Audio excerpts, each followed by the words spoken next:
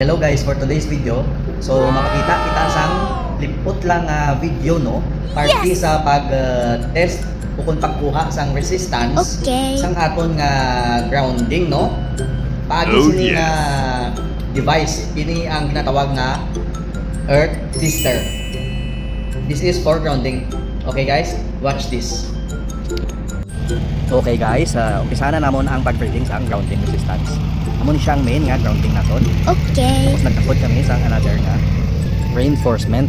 Agod nga makakandakid mayad ang aton nga grounding rod sa lupa. Abe, check naton be, foreman. Uy, ba na ba? Mayo tani kun tsakto ni. Ang baka-baka nay.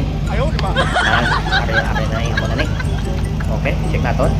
Kadto kita sa main grounding no. Pakita naton. Okay. Okay. Sa reinforcement naton.